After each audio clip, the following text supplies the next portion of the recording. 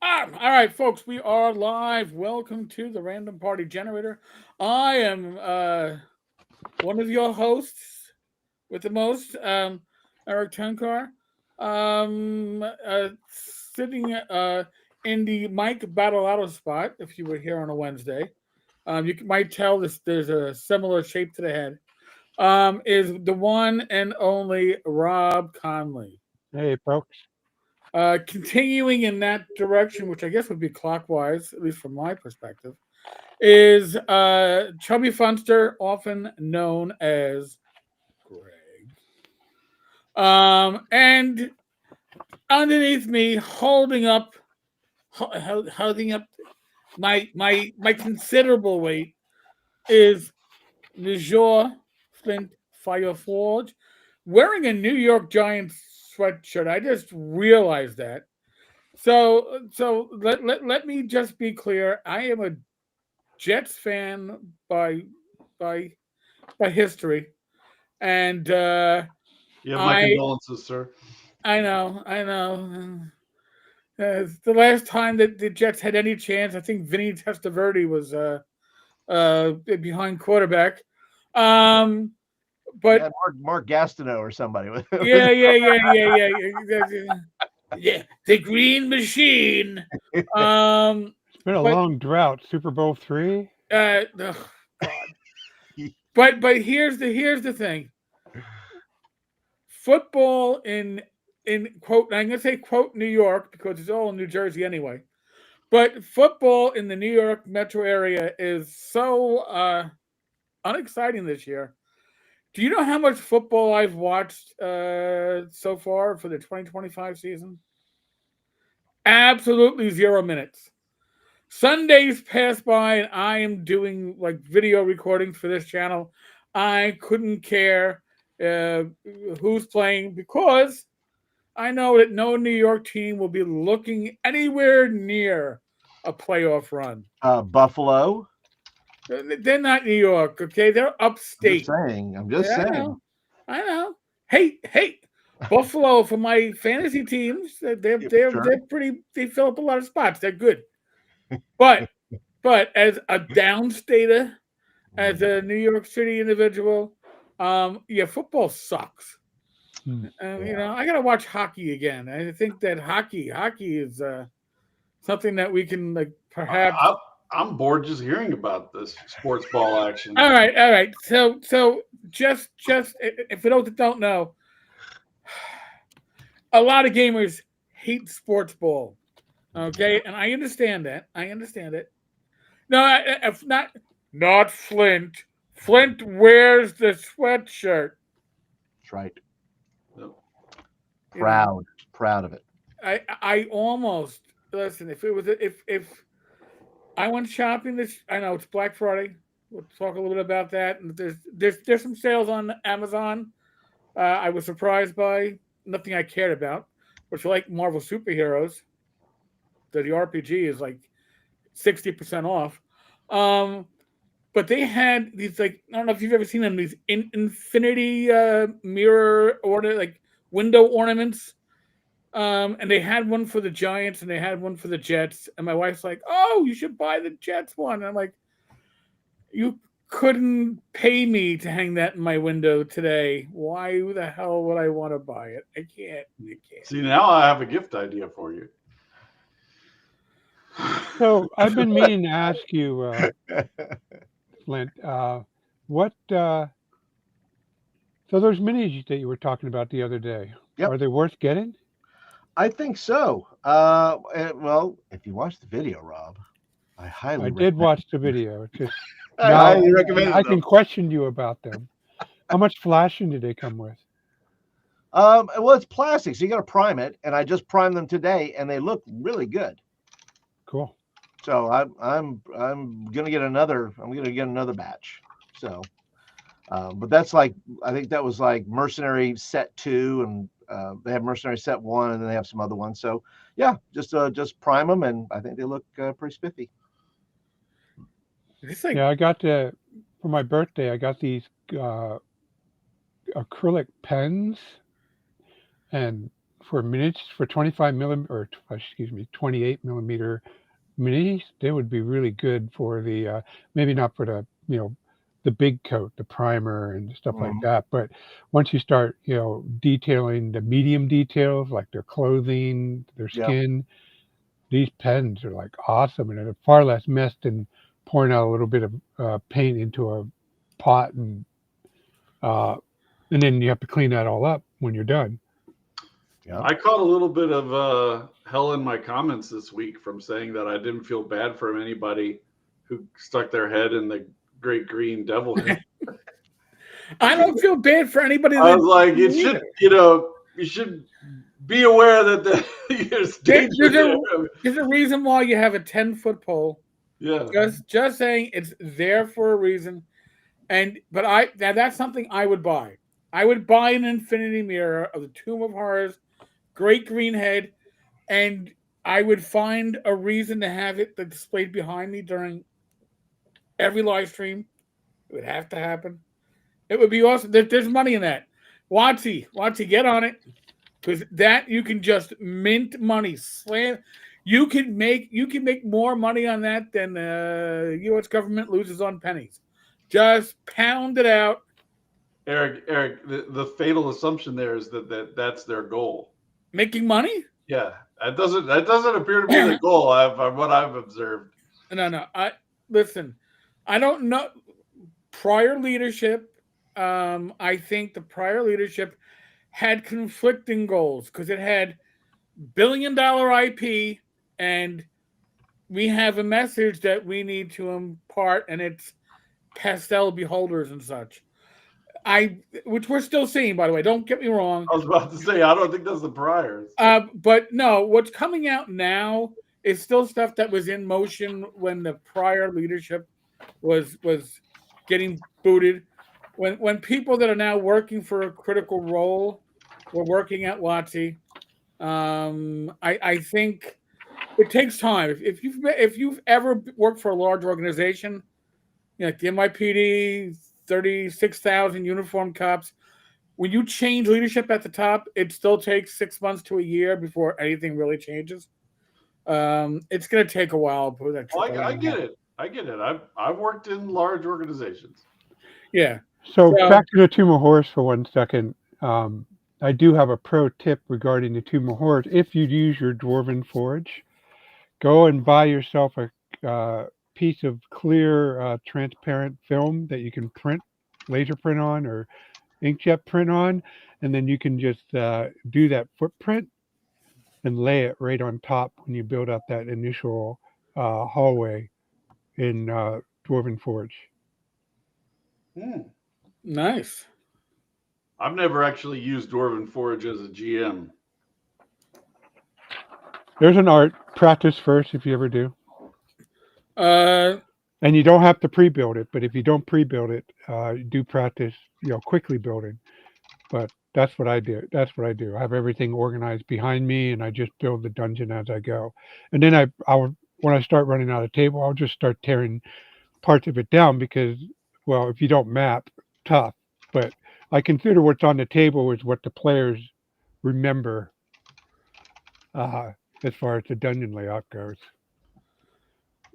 Yeah, Greg's saying some very nice comments, and I want to address one of them right now.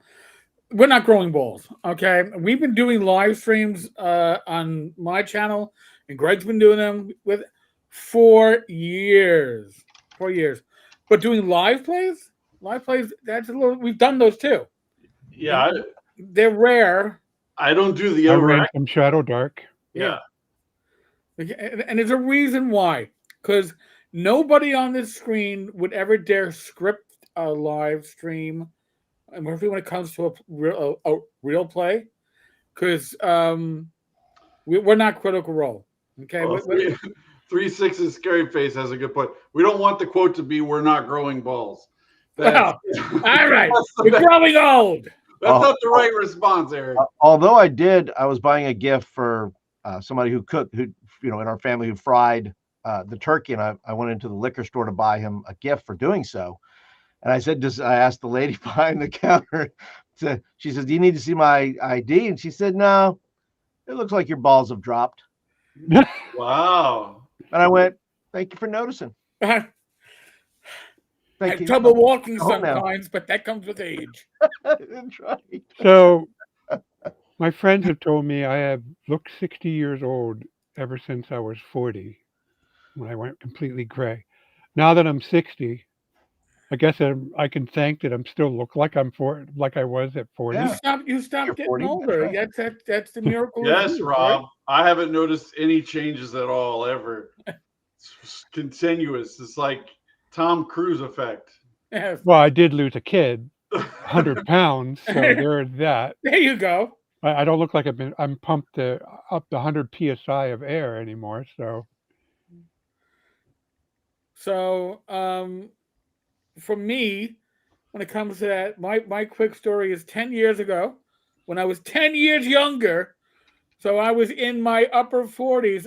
I'm taking my niece out. She's like, oh my God, she was 4, almost 5. And we're at a Friendlies, basically a local diner chain. And the bill comes along, and I'm looking at the bill, and it has a senior discount on it. And I'm looking at it very perturbed and confused. Winning. And Shannon's like, Uncle, are you okay? I'm like, yeah, I just got a senior discount. She goes, what's that?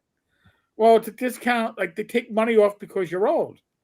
She's like, oh, so that's good.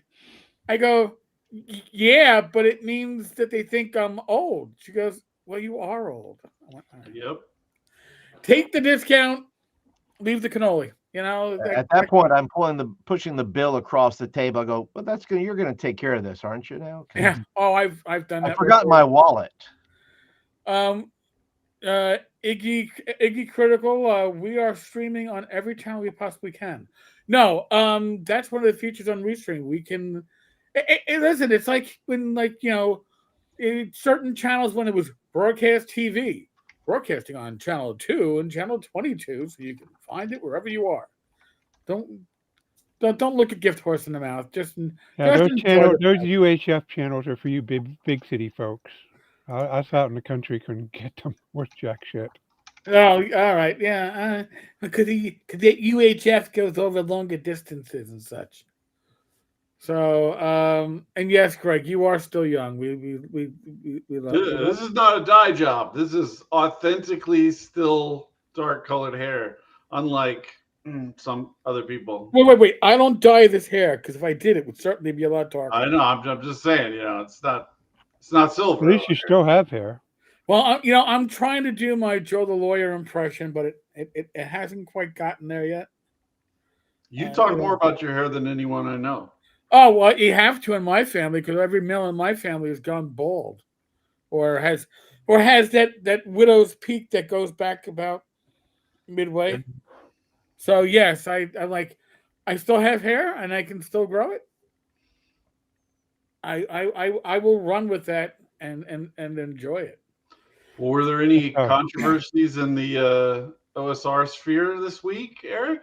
If you've watched my videos, suffice to say that if you have a story that you want to tell and it's a personal story, it's a good chance that I'll invite you on the show to tell your personal story, but I'm not going to tell it for you.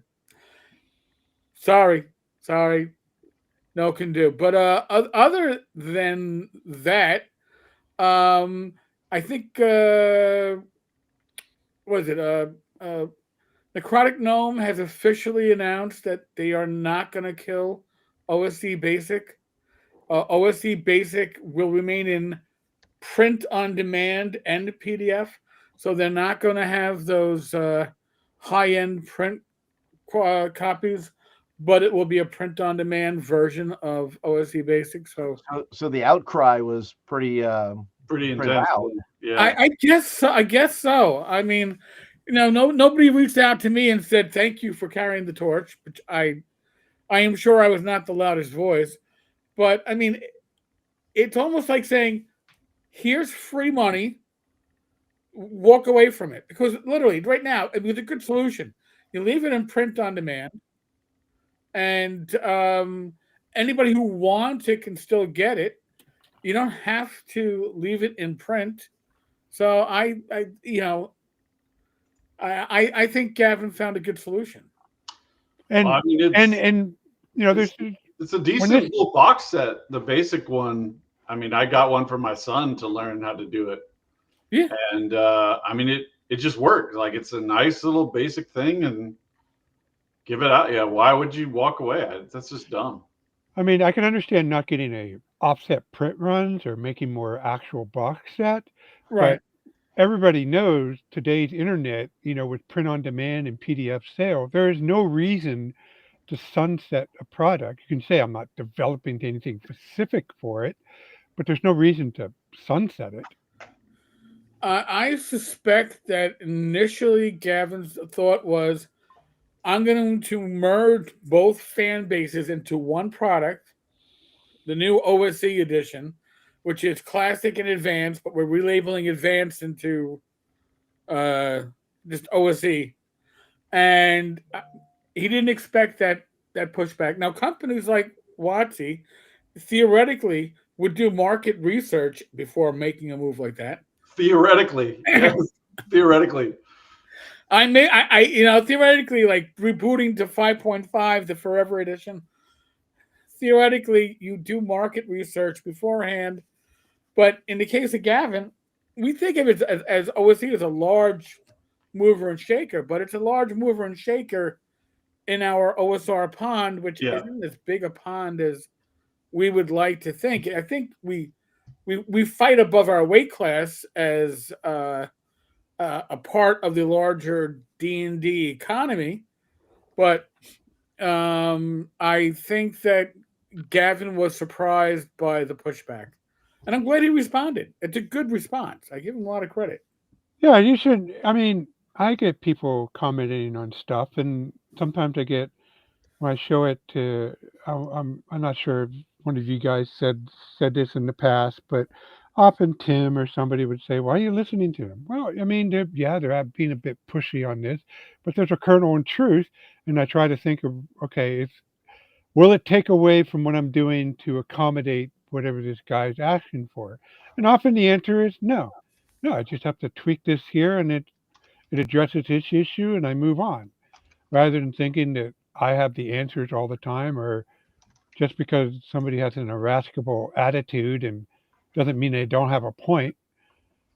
I mean, I guess it helps that I've been in 40 years now in tech support, and when somebody's $1 million machine goes down, well, let's just say they can get a little testy with you on the phone, and you can't get testy back. So Oh, you just don't tell him to go pound sand? yeah, yeah, you can't. I mean, we do have a go pound sand limit, but it's not my call to make. Fair enough. Fair enough. There were a couple of questions in the chat, Eric. Okay, let's see if I can catch up to him. Let's see. Did anybody? Oh, all right. Is there a Black Friday sale on OSC? There is a Black Friday sale going on drive-thru right now. Actually, I've had a busy day. They got doorbusters. They got doorbusters today and Monday, so up to 75% off. I haven't looked to see what's there. I probably will, but I have not. Have I picked up? Anybody here pick up the Labyrinth Lord revised and expanded? I can't remember who said this in our private text chat, Shade, but it was like 3 years too late. Like, yeah, I'm like, Yeah, it's it was okay. 10 Yeah, years, like, wasn't it? 10 years too late. And I hate to done, say it, yeah. it may be a perfectly fine. It's probably a perfectly fine OSR RPG, but I looked at the table of content, and it's definitely now more Dan Proctor's personal vision. It had some. Let me see if I hate this new interface when it comes to finding where to preview it. But for example, under they have brownies now. They renamed thieves to burglar, which is okay. Hell, I have burglars, and I have my right. own view of thieves, and think the original idea of D&D thieves was useless. Cyclops, But this is not. He's not trying to make Labyrinth Lord anymore the standard bearer for BX D&D. Which So kind of takes away the reason that Labyrinth Lord was what it was. You know, I don't know. Uh, I mean, again, the incubation process was so long for this that so many games have come along and done whatever he was going to do. OSC being probably the first one, Yeah. you know. So I don't know. It's Somebody asked in the chat a while back about having a weird bunch of nat 1s or 20s recently. I had a Shadow Dark event. It wasn't on a live, but it was very recent where we had a guy. He had a check to make, and he had to roll. I think it was like a DC 12 check. I mean, like it was not a hard check. right. And he rolled it, and he got a 1. And he used a luck token, and he got a 1. And then somebody else gave him another luck token, and he rolled a third 1 in a row. And we're like, God wills it, like it's like there's nothing you can do. well, Tim, if you're watching it, hopefully Yeah. your bad luck has now officially transferred. Whew, that was brutal. That was brutal. All right. So, One quick thing. We're up. This is the link, by the way, to the drive-through Black Friday sale. These are the doorbusters. I'm gonna say that of the doorbusters that they have, the Paranoia core rules, and for like I don't know, I think it was like $750. Probably not a bad deal. Land of Eam core rules. Land of Eam is aimed at younger peoples. Probably a great game to start your 12-year-old or your 10-year-old. Works for adults if you're into that. But I had backed the Kickstarter. I gave it to Tom Veralt to use with his basically his granddaughter. But that's like $350 or $375. Take a peek. I really only look at the doorbusters these days. So sorry, Rob. Just wanted to no, throw that's that all out right. there. People were asking. So the Zotron said, did Mr. Conley say the original idea of D&D thieves were useless? Said yes. The the original class structure, not the idea of thieves in D&D, but the class itself is it's badly designed. It thieves are all but useless at first level, and I I think it's I agree. I really love the Axe 2 solution of giving them basically a functional dark vision when nobody else has it, so that they can go into a room in the pitch black and still do things. I think that solves so much. It really helps the class. well. My solution was that I redid the class, called it a burglar. I have, for those who don't know, I do have a skill system with my Majestic Fantasy RPG, and I just made sure that the starting skill levels, you can't get many of them, but the starting skill levels were not 15 or 10%. They were like a more reasonable number, like 35, 40% for your primary focus, Yeah. whatever it is. And then it improved, and it doesn't get out of whole. I made sure the numbers reflected how OD&D progressed. So when you're at 12th level, it's not crazy out of control. But the original idea of thieves were just, I didn't understand why everybody. The only reason thieves became special because everybody misinterpreted the rule to think that only thieves can move silently, only thieves can open locks or find traps. And that's not how it was with the three little black books. But when the thieves class came into Forte, everybody thought, "Oh, well, only thieves can do this," and And that's thieves did it poorly. and I thieves mean, did it poorly. honestly, when I first started playing AD&D, everybody liked to play a thief. Nobody wanted to be a single class thief. Everybody wanted the thief to Fighter be called thief. Yeah. fighter thief, magic user thieves, so I could wear a little armor and have a better weapon. There were a lot, and it was always a multi-class. Thief was always an attack on.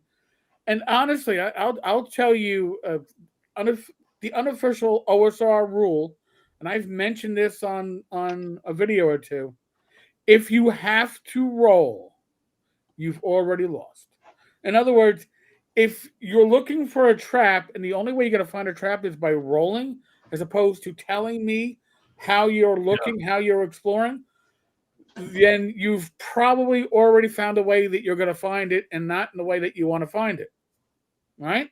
If you're going to disarm a trap and you're not asking me, listen, is this, what kind of a trap is it? Is it mechanical? Is it a pressure plate? Asking me all these questions, and then you go, oh, well, if it's if I see a wire or a string, can I disconnect that aspect of it? When you're thinking like that, you're taking the dice roll and the randomness out of the equation. That's how you should be playing, and that's what the DM should be encouraging. But because of the way the thief class is written, you actually would think that their abilities are so shitty at first, second, third, fourth, fifth level. Yeah. Why would you make those rolls? Why what thief is going to survive when their chance to disarm a trap is 20%? Well, I see a lot of people in the chat had the same thought as me. I actually just went and checked the second edition rogue. It's still really bad. It's still the percentage. Yeah, but bad. you can plow those percentages into like 2 or 3 Right. abilities and special. And Yeah. it's And not bad. you can, like, if you wear no armor, there's boosts. If you do, I was just flipping through some stuff, like, so you could get them up into the 30-40% range even at first level in certain cases, but it's still not good. I mean, he's low chances, Yeah. even in second. Yeah.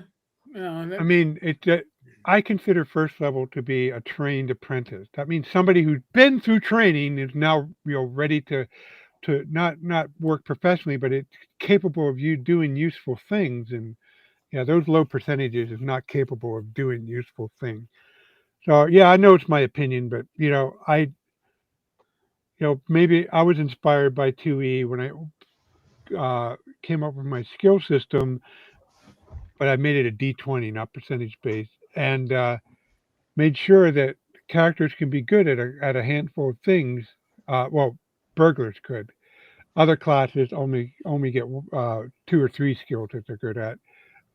Because burglar, I have these bunch of classes that are good at things other than combat and spell casting, and that's what burglar is an example of. Yeah. No, I like a thug. Like they've got a few. Your system has a thug, right, Rob? Yes, I have. You have a few thieving abilities, but you have a lot of heavy fight. Like fighter thief is where it's at, I think. Yeah, basically a thug in my system is has a has some skills, but they fight like a cleric. They're not as good as a fighter, but they're better than the burglar, which fights like a magic user, and they do extra damage because they specialize in brute force. Yep. Real quick. So, Chris, you picked up Osric. Osric 3 looks great. 3.0 looks really solid. My only issue is I can't read the physical books that come from Mythmere because the font is too small for my aging eyes. And I know. Hold on.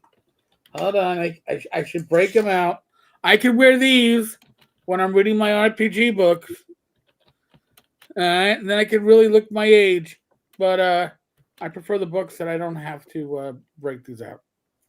So ever since I opened Shadowdark on my phone 2 years ago or whatever, I realized this is the way to go. Like, it needs to be visible on the phone. There's going to be so many people in the future reading off of the phone, reading off of iPads, whatever, small devices. Having big readability is absolutely critical. Yeah, no, that's what was the first game that really stressed that. God, Warhammer clone. Why can't I remember what it's? Zweihammer. Zweihammer was the first one, and I can recall that came out with like a mobile edition of the rule set, so it'd be easier to read on a phone. I could do that. I mean, I'm still planning with my Majestic Fantasy RPG to go, you know, digest size single column for the most part. So I mean, if you've got a, uh, what do they call it, a fatlet, or like an oversized iPhone like I do, you can read on it, certainly, and it certainly helps. Well, the other thing that I don't think is caught on, and I haven't really exploited this myself, although I have some stuff up already, is that with JavaScript being so widespread among browsers and stuff, you can make these apps that would run on your phone or anywhere. Just, I mean, you still have to have internet, but um, though technically, if you download them on your PC, you can run them standalone. But yeah, you design apps. Like if you have random encounters in your book, make them available online so people can click a button on a JavaScript enabled site. It doesn't have to be fancy. Mine uses a simple black and white style uh, that I have some feedback on and people seem to find useful. Rob, you're asking for technical abilities from people like me, who doesn't. If I screw up the recording of a video, I stop and I go back to the beginning and I start again, because editing is often beyond my skills. I've done it, but it takes me longer to edit than it will to re-record. So I won't Well, be. you can just ask Greg AI to write And you the I'd ask code. Rob. I would ask Rob AI. Oh, you Greg would have to. AI. This There is is not. no Greg AI. Yeah, no, it's the Rob AI that will come back and pop out the script for me. I'll be like, oh my god, this is spectacularly awesome. Thank you, Rob AI. You are Rob AI. You are the only hope. I would hate. This is the I worst. think the world would be in a bad place if that was true. Well, you guys have read a lot more 5e than me. I don't have the tolerance for it. What would you say is the worst 5e adventure you've read, Rob? I've heard people say Anything after Tyranny of Dragons, Ghost of but Saltmarsh. Saltmarsh. You Yeah, saying I mean anything it after just. Saltmarsh, or are you saying Saltmarsh is Saltmarsh was the last good one, he said. last good one? I mean, there were a few others I didn't care for. I didn't like care for the first one, but overall, there were some really good ones interspersed. And after Saltmarsh, um, I don't know. They just didn't. I guess they lack scope. I mean, sure, I don't. I'm not into this mocking them because just like they think if they make it an adventure out of a barista, there's a time and a place for it. But there was No, all no. the adventures were in that particular module were kind of lackluster in that regard. I mean, Harry Potter shows you how you can do a magic school done, how you can have epic adventures in a magic school. The venture with the I forgot Strixhaven. Strixhaven. Strixhaven was no Harry Potter.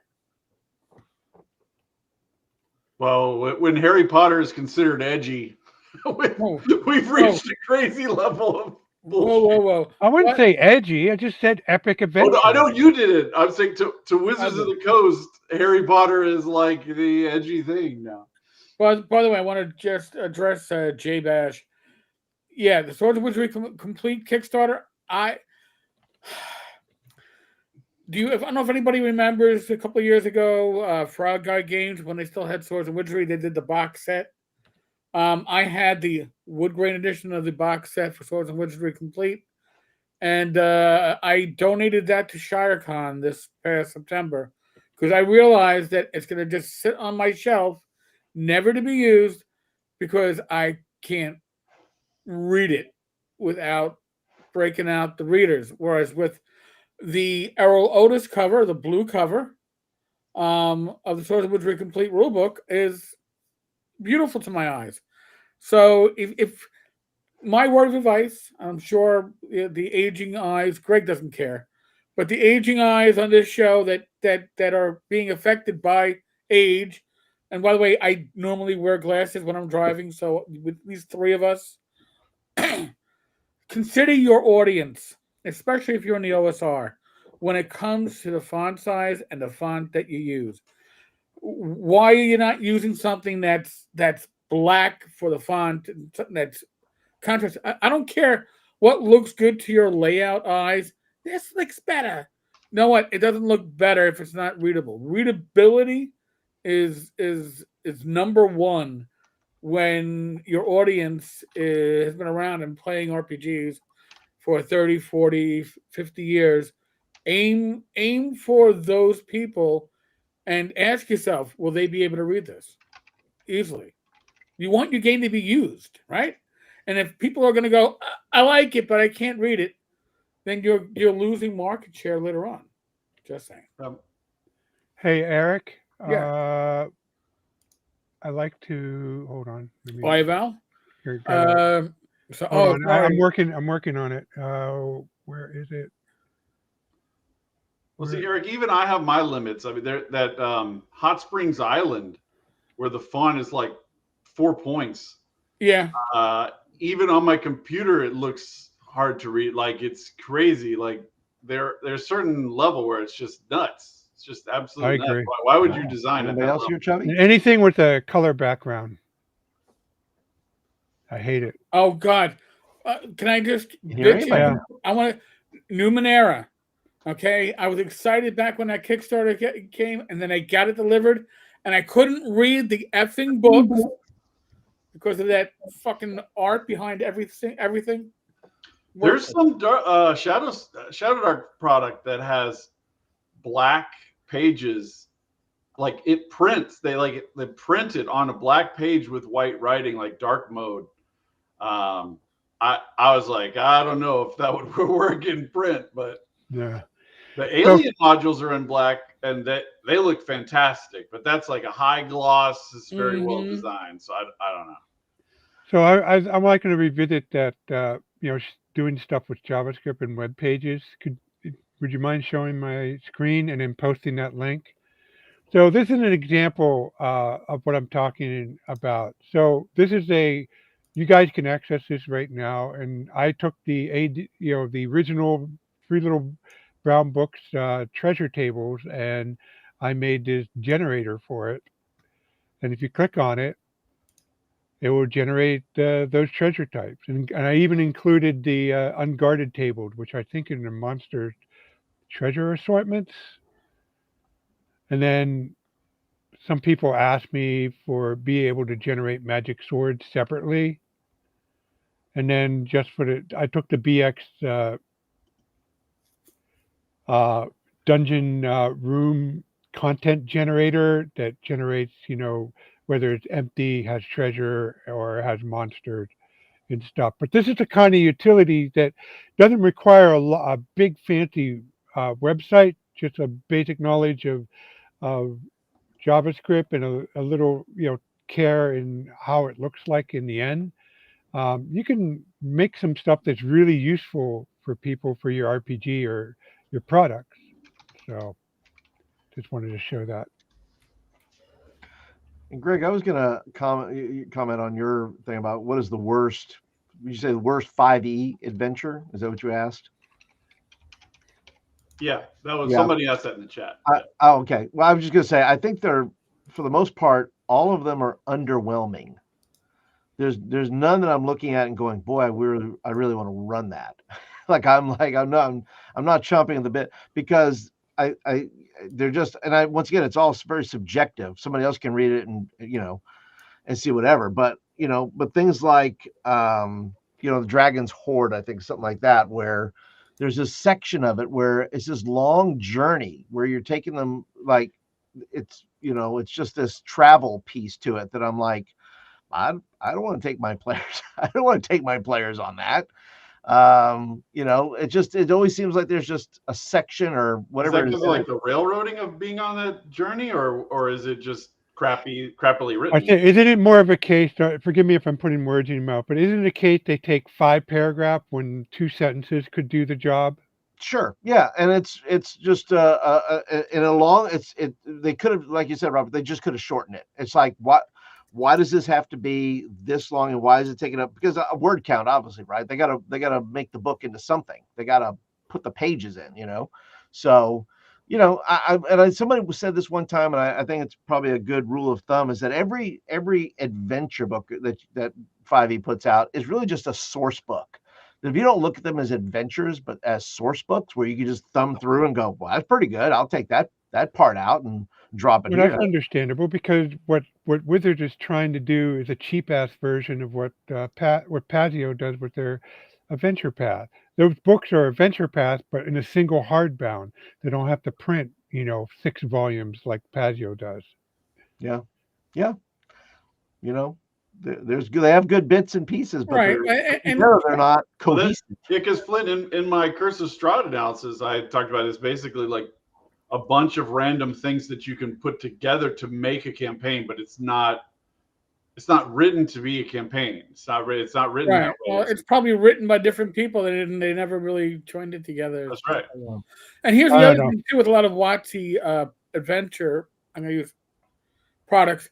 Is they put a lot of player facing material in, because like, well, if I want to be able to use this feat in a future session, I need to own Bat in the Attic's adventure line here because it's hidden in this. They're trying to find ways to get players to buy the adventures so they can get the player facing material. And it's a little I gotta disagree with you on that, Eric. I may be on the later ones, which I didn't get, later ones. because the earlier ones didn't do much of it all. I mean, Sword Coast Adventurer was the only. Oh, but Rob, you're talking stuff going back nearly 10 years. When Thanks, Eric. I Now will I say feel this, old. when Mike Morales was no longer involved in the product line, their products started shifting to more classic design, to more let's go role play a barista, or here's a bunch of random adventures that we're throwing together under the theme of I don't know what theme. Pull one out of your random generator hat. We'll find a theme that fits. It was very weirdly unbalanced. And from what I've seen now, if you ask WotC, 5.5 sold better than, 2024 sold better than 2014. But then I find that hard to believe. That's impossible. Yes. Well, here's the thing. It's the fastest Remember, selling or some shit like that. Yeah. but remember, these numbers are comparing apples to bananas. All right, so not even apples to oranges, where they're both kind of round, because they are likely claiming, and I can't prove this, folks, but when you say, "Hey, you can only pre-order through us," and when you pre-order through us, you got to get the D&D Beyond edition as part of your bundle, then that's every pre-order counted twice. Because they never said it's the best-selling print edition. It's the best-selling edition. It's just So words. Yeah. Parsing words is very important. And it was probably very important for whoever's job it was to make sure that if I want to get my bonus this year, I got to find a way for these numbers to work. How do we get there? Well, stop counting the book trade. Some people have suggested to me some interesting solutions for these problems, Eric. Okay. So let's take Radiant Citadel, right? Obviously, absolutely horrible product, barista type, but it's Radiant type product, right? So don't use it as intended. Instead, it becomes an atlas of places for you to go in and conquer, like the Gith or something, right? So you go in, you use the Radiant Citadel as the hub of your operations to then begin launching aggressive raids against these defenseless idiots in all of these other realms, right? So you go in and you're just slaughtering them and taking their stuff and leaving. And so, if half of the people are kobolds anyway, that's a fucking dungeon, right? So just go in and chop those people up and take their stuff and leave, and turn it into a real adventure, a multi-dimensional raiding adventure. See, so you gotta turn lemons into lemonade, turn it around. And that's literally good DMing, right? I mean, a good Yeah. DM can take almost any product. I Wait. You mean you have to let people be willing to trash WotC's setting? yes, basically.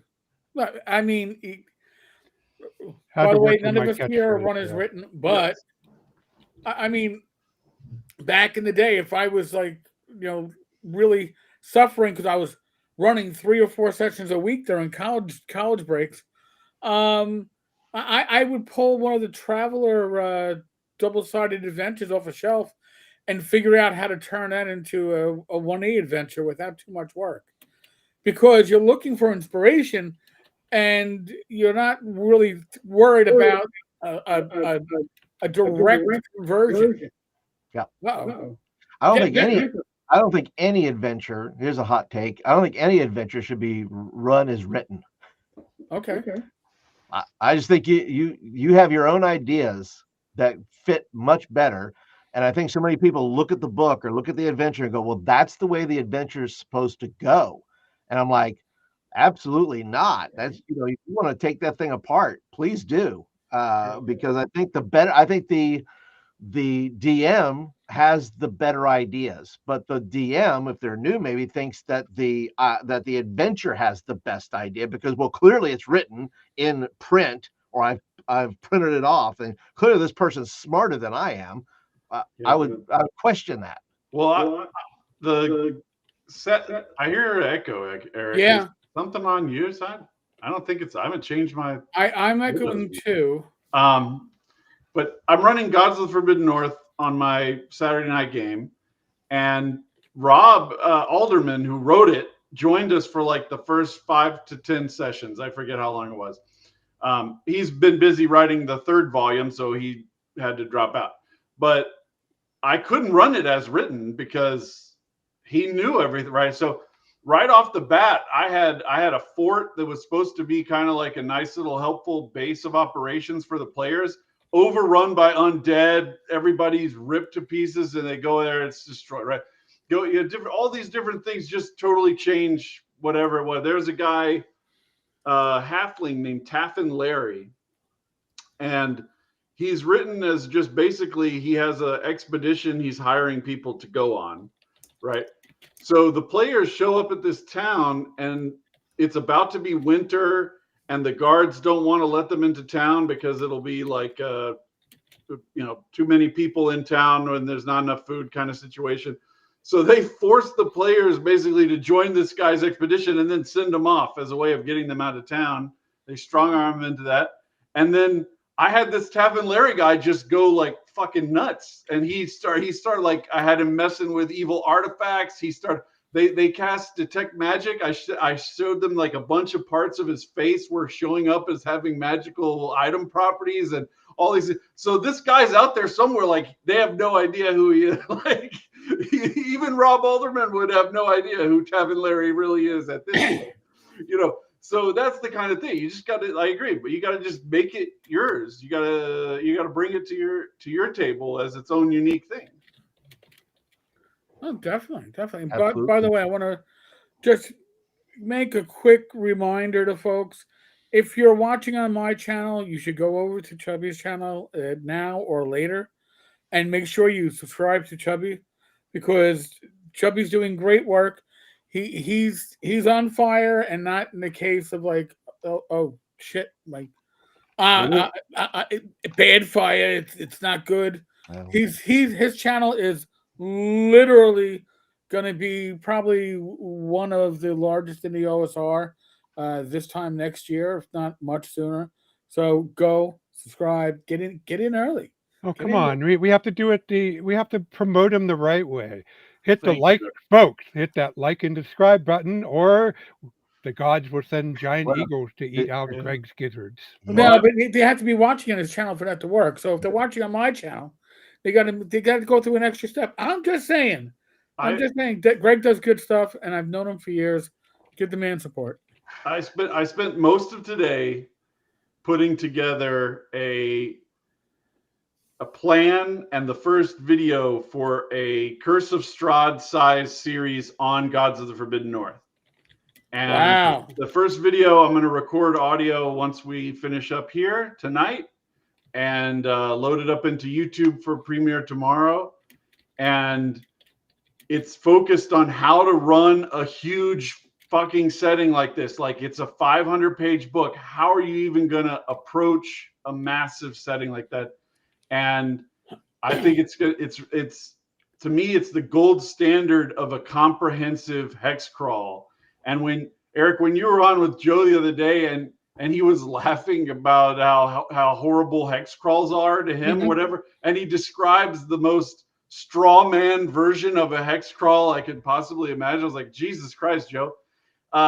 He's rolling randomly for each hex as you go through, like it's all totally And then random. you destroy it, and you go on to the next hex, and like anybody's running a game like that, like where you're clearing hex after hex after hex for weeks and months, like it's nuts. So for me, I think this is what it's the best like open sandbox I've ever seen designed. That doesn't mean it's perfect. I'm going to go through a lot of this stuff and go into how I think it can be improved significantly. But the raw material is 100 times better than anything I've read in Wizards of the Coast since early third edition. I didn't catch the title that you're talking about. Amazingly good. Sorry, Rob. What? I didn't catch the title of what you're talking about. Gods of the Forbidden North. Okay. By Rob Alderman. Is now he's about to release the third volume. It's already kickstarted. It's a huge mega dungeon. So volume 1 is the surface world. Volume 2 is the underworld, which is the same size, contiguous. And then the mega dungeon of the bad guy goes between both levels and has all these different connections to both of them. And it's incredible. I mean, okay, so I'll bite on this. So if I go get, have only taken a bite, really, So if I go get this, what lessons you would suggest that I look for to take away from my own stuff? First off, the mix that he has, like to compare to Black March, right? Okay. So in yours, you have all these different encounters that are spread out across the map, right? But what he has is set up so that there are kind of like, to use like a solar analogy, there's like star systems of little locations. So there might be a location that has like 4 or 5 things around it that are related to the thing, right? Okay. So you're getting these kind of pods, and then there's all of this interconnected tissue between the two things. So like if I go to Castle Blackmar, is it just Castle Blackmar? Is it gray? I remember there's gray elves there or something. I can't remember. Right. If you go there, you might get some rumors, right? I'm pretty sure, but it's not going to have, 80 different connections to all these different things that are happening out in the hinterland. So like, it's just the interconnected tissue between all these different locations. And then he has the most amazing religious stuff I've ever seen in a role-playing game. So there's like an Orthodox church that's the civilized church of the empire. It's like a Roman type empire that's really more Byzantine than Roman, and that they're in decline. And then there's a native religion that is like animist and kind of you're offering to spirits to not, so you won't get hurt by things. It's very fear-based against this hostile stuff. And then there's a third religion of this incredibly aggressive maniacal cult. And it is like Scientology adapted to D&D. So as you go up through the levels, like in Scientology, you get access to all these different magical powers and influences and abilities, but you have to make all these sacrifices like the Scientologist person does. In Now, how does he convey all this without turning it into not only a setting product, but a rule supplement? Well, it is a setting product for sure. There's an appendix with a whole bunch of rules integration, but OSC already has enough rules to handle almost everything. He added rules for like hypothermia that are even better than what's in base kind of D&D ideas. There's multiple levels of temperature and cold because you're in like the subarctic. It's very cold. And all this kind of stuff like that. So it's added on to OSC. I've talked to him about if he'd added in his own races and classes and stuff, it would have bumped up already a huge product. So he hasn't done that, but he does have ideas for like making either race as class in OSC style or a race with a separate class type thing, like in advanced. But he just hasn't done it yet. He's been focused on getting the core stuff completed.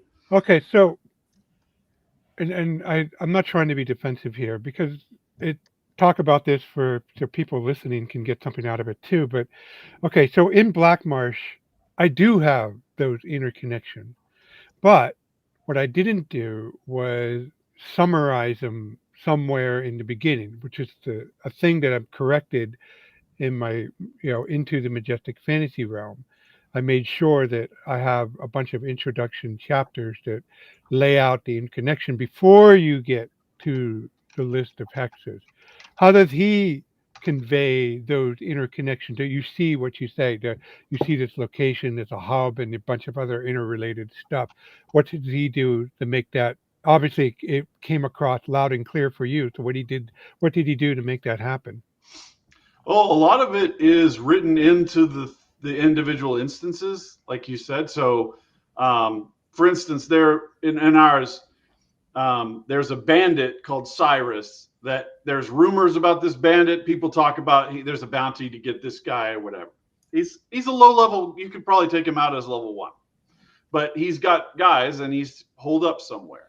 You have to find him. And then there's another temple. There's a temple of this sorceress who has a very impressive retinue of clerics in full plate. Okay, so if you could not take her on as a first level character, right? Mm-hmm. So those two places exist. In the text of each one, it talks about their feelings towards another, which is the sorceress is in love with this Cyrus guy and wants him to join her in her cult thing. And he is a little skeptical about this and wants his independence, classic boy-girl situation.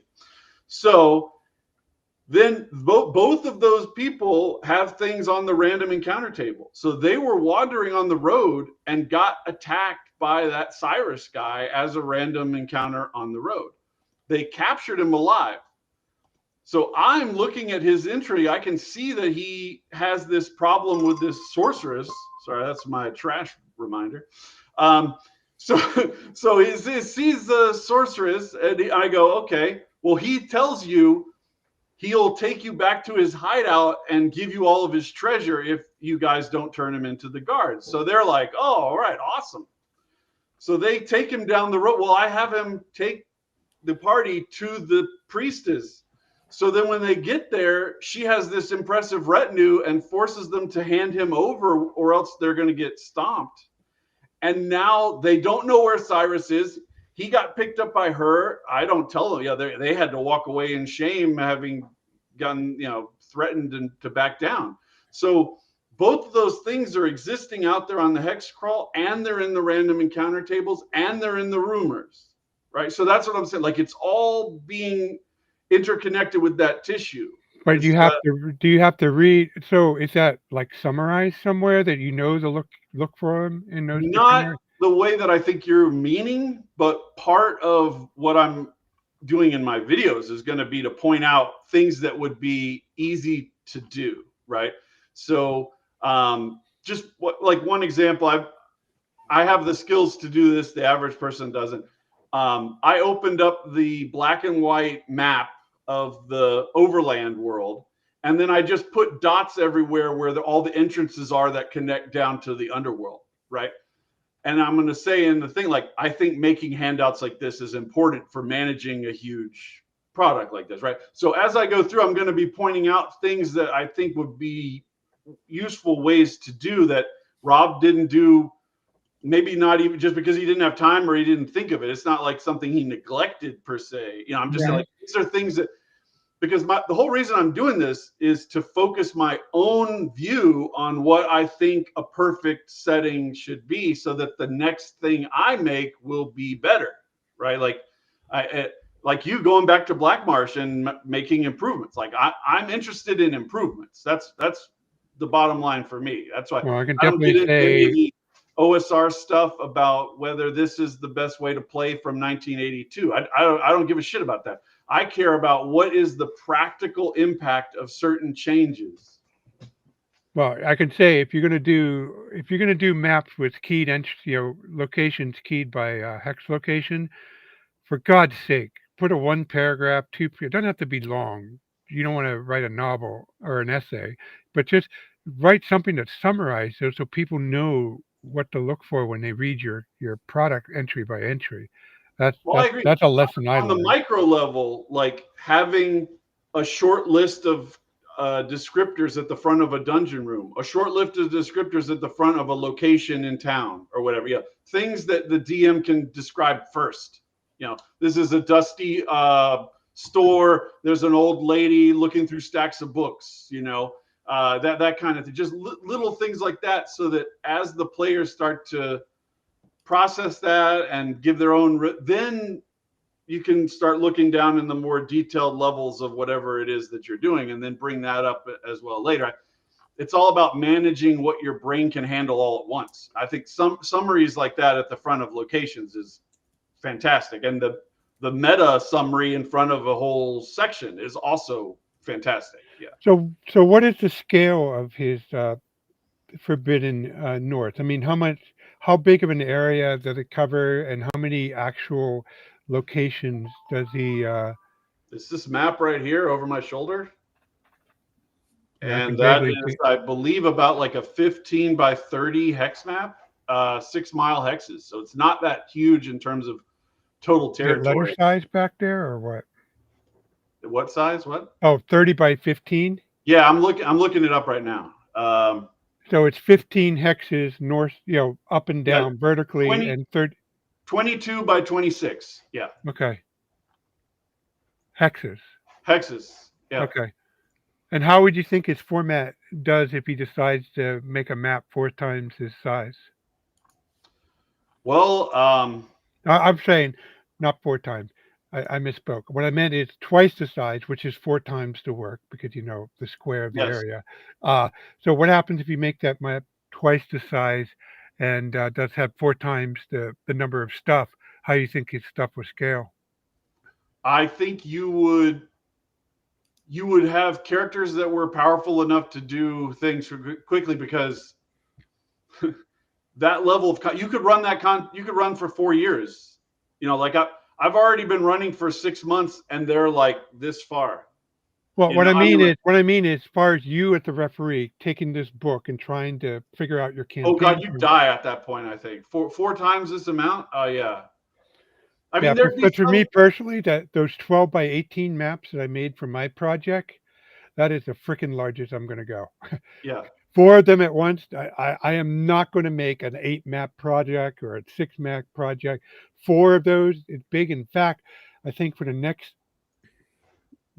setting release I want to focus on like 4 letter size map that are coordinated together. It's amazing how much is in a real 6 mile hex. People Oh don't yeah. even think about it. Like a real 6 mile hex is huge. It's fucking huge. It's a lot of space. And there, the idea that you're going to deal with some kind of territory the size of France or Germany or something, like, individual people don't cross that scale. Like, I mean, like, just having a campaign map the size of Brittany or Switzerland or something would be enough for a lifetime of doing shit. You know, I mean, like, it's crazy. Yeah. I know. I'm running a Majestic Fantasy Realm campaign right now, and the players started in Northport, and they went up to they adventured around that little area, which is it's like this out of a 12 by 18 map, And then they finally took a ship to this one other area, and they're just like this narrow slice of the 12 by 18 map. And they're up to 12th level now. I've been running it for over a year, and just crazy how much adventures you can get out of even just 5-mile hexes. Yep. And Eric, I saw you had Ear Trumpet. Thank you, Ear Trumpet, for 2 super chats. Much appreciated. And everything is possible with Ritalin, folks. If you just take enough Ritalin, you can write, you can design your way into the future. But only if prescribed by your physician. Yeah, you can smell colors. You can, you can move beyond the moral realm. That's amazing. There you go. But by the way, Guide to the Forbidden North, the PDF is apparently on sale for the Christmas sale that's going on drive-through. It's about my poor math is it says it's running at 30% off volume 1 and volume 2. So just throwing it out there. I own them in print, and how do I own them in print? I own them in print because they went for auction at Central New York Con this past June, and I drove, so I wasn't like I had to put them in luggage and try to. Yeah. They're huge books. Yeah, they are sizable books, and they are beautiful. And even the print copies aren't really bad for what you're getting. Whether you're getting is it soft and hardcover, or is it? I have to imagine it's just hard. I mean, soft cover would be phone book. Yeah, soft cover is $55, hardcover is $60, and that includes the PDF. But it's $17.49 for either one in PDF alone, and they are beautiful books. I have not read them, end to end, but I have certainly done that normal old man. I got to look through and look at the pretty pictures. The paper quality on, I think there's a premium one and the print on demand version are different. The one I got that at North Texas that Rob handed into my, directly over to me, that one is fucking beautiful. The paper quality is insane. Yeah, I'm not even. It's been a couple of months since I've looked at them, so I'm not even sure what the paper quality is. But they are impressive books, folks, and this is something that, if you are going to run a hex crawl or a sandbox, that's the material that you're looking to inspire yourself. And Roger, I love you, man, but I had to. I literally had to.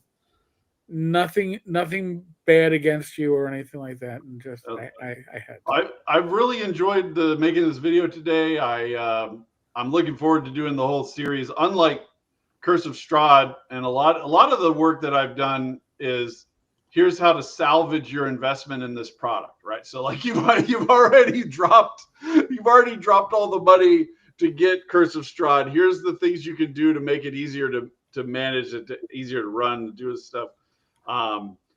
This is like the challenge is being able to remember it all. I mean, it's just fantastic. So managing the situation is the key, is the problem, not the actual content. Right. That's a pretty good point. So other than listen, just so you know, folks, this is the holiday weekend. I'm surprised we were able to get the panel together. We weren't sure, because some people have, like, I don't know, responsibilities or none. I don't know. It depends on how you look at it. But we are currently we've hit 65 live viewers. We're at 53 right now between the channels. So thank you. Thank you. And the chat has been so chatty that I have been trying to, if I look away from it, it has scrolled past a whole section and I've missed the comments. So I will apologize up front, but thank you all. Now, Greg, I'm going to ask this question of you. When did you launch your channel? Technically, it's been around for like 3 years or something. But when did you start pushing your channel like crap? When did you start? I don't count my Feltothraxis videos as launching the channel. Okay. Yeah. So that would be let's see, September 4th. September 4th. So we're coming up on my math sucks. What, 3 months? 3 months, yeah. 3 months. You've already surpassed 5,000 subs. But not only that, judging from tonight's live stream, which, by the way, I'm going to apologize for this one. I should have given Greg an earlier notification so he could have linked you all in to make sure you weren't going, oh crap, Greg's going to be having a live stream. I am used to literally live streaming with people who I send a link and nobody has another channel. Greg has a sizable audience, but I can tell from the chat, I can see which of you are coming from my channel and which of you are coming from Greg's channel, that not only are you passionate about Greg's work, because I can see it in the chat, but you're really happy with the work he's been doing on his channel, which means, Greg, you've hit that sweet spot. Nobody in this chat is blowing smoke up your ass because they're trying to make you feel good. Okay, they really truly do appreciate the work you are doing, and I'm happy to see that.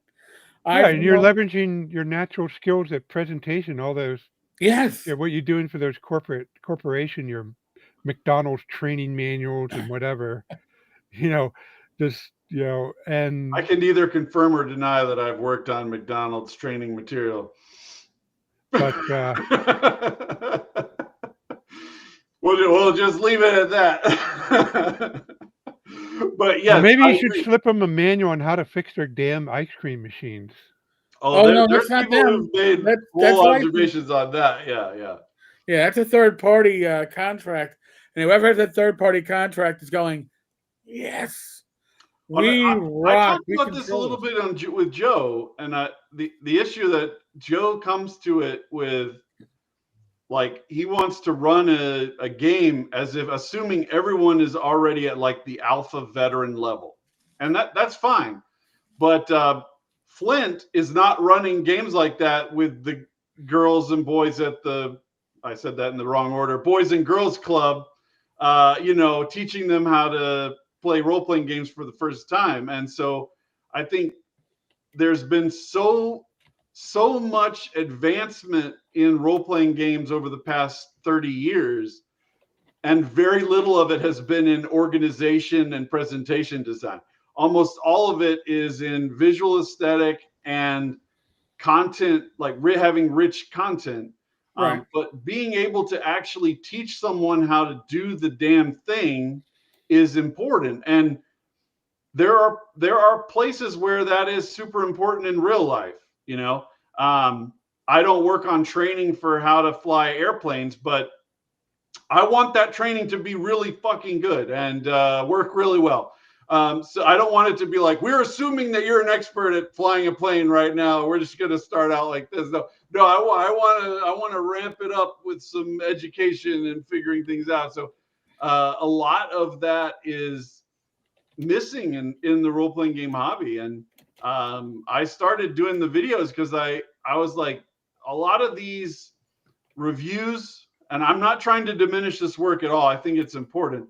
A lot of the what we call reviews in role-playing games, is just flipping through the book, which is a replacement for being able to do that in the hobby store. So that's good. Like, I can't go to the store and find this particular product. I can watch a review on and see somebody flip through the product. But not only is a RPG product something you have to read, you have to then plan it and run it at the table. Like, so if we aren't even getting to the stage of reading it, then how can we know how good this particular thing really is? And the first video on my kind of launch of the channel, to use your words, was a review of Gods of the Forbidden North based on actually having read and played the product. And say that, this is why I think it's really good. These are the things that are useful to me. And using kind of the presentation skills to show the different religions, show how they interact with each other. it blows my mind that simple line arrow animations is a technical feat. But it is, a lot of people don't know how to do basic animation in video, so it becomes a weird thing from my perspective of, oh wow, this is something that is truly unique in this market. But Only you can pull off an electron cloud Electron diagram for cloud. analogy. Well, I out nerded you, Rob, and I know that makes you mad because you were counting on always being able to out nerd me, but You still haven't used the phase transition diagram that I sent you. no, but maybe when I do my next science fiction game, then I'll implement some even more advanced nerdery. Ooh. Did you want to answer this question from Ravenclaw, Eric? Let me. You had it pinned up here. Hold on. Is that the one about the? Oh yeah, sorry. Theater of the I put it Mind. on the screen. Theater of the Mind. Um, gentlemen on the screen will generally know that if I'm running a game, or if I'm playing a game using a VTT, I'm probably the person not moving my token. Okay, so when I'm using Roll20, I don't use tokens for my PCs or my NPCs. I will say, Flint, point on the screen and let me know where you are or where you're going, or that it. I am very theater of the mind because I've always run it that way in face to face, and I think it goes faster. But others are more visual based, and that's fine. For me, I run on VTTs. It's fog of war and point on the goddamn screen. I run on VTT every time, unless it's at I didn't run any games at North Texas, right? If I was going to run a physical game, it would have to be at a convention because I just don't get together with people in meet space.